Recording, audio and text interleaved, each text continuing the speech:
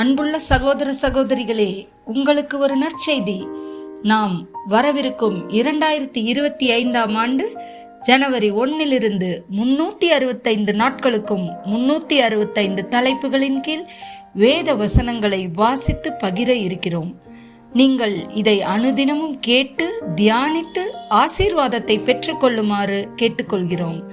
அது மட்டுமல்ல, இதை சப்ஸ்கிரைப் செய்து உங்கள் நண்பர்களிடமும் பகிர்ந்து கொள்ளுமாறு அன்புடன் கேட்டுக்கொள்கிறோம். நன்றி.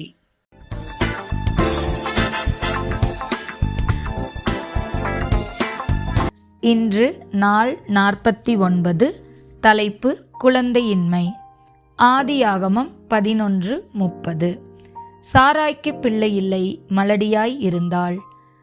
ஆதியாகமம் 17:17.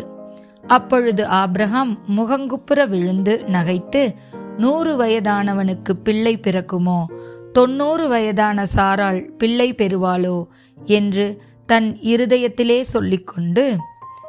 ஆதியாகமம் 25:21. மலடியாய் இருந்த தன் மனைவிக்காக ஈசாக்கு கர்த்தரை நோக்கி வேண்டுதல் செய்தான். கர்த்தர் அவன் வேண்டுதலை கேட்டருளினார். அவன் மனைவி ரெபேக்காள் கர்ப்பந்தரித்தாள். ஆதியாகமம் 29:31. லேயாள் அற்பமாய் எண்ணப்பட்டாள் என்று கர்த்தர் கண்டு அவள் கர்ப்பந்தரிக்கும்படி செய்தார். ராகேலோ மலடியாய் இருந்தாள்.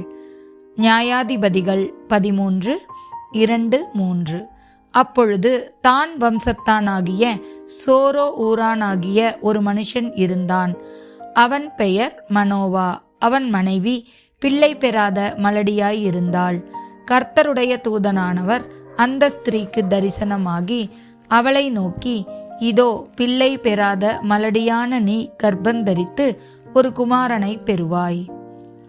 1 சாமுவேல் 1:1-2 மற்றும் 5-6. எப்ராயிம் மலை தேசத்தில் இருக்கிற செர்பீம் எனப்பட்ட ரமதாயிம் ஊரானாகிய ஒரு மனுஷன் இருந்தான். அவனுக்கு எல்கானா என்று பெயர்.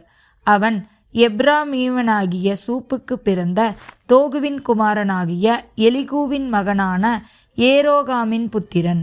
அவனுக்கு 2 மனைவிகள் இருந்தார்கள். ஒருத்தி பெயர் அன்னாள், மற்றவள் பெயர் பெனினாள்.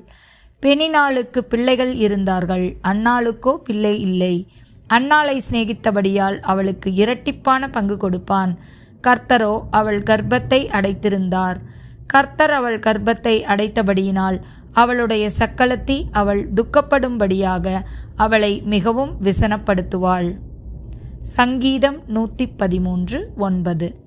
மலடியை சந்தோஷமான பிள்ளை தாட்சியாக்கி வீட்டிலே குடியிருக்க பண்ணுகிறார். அல்லேலூயா. ஆமேன்.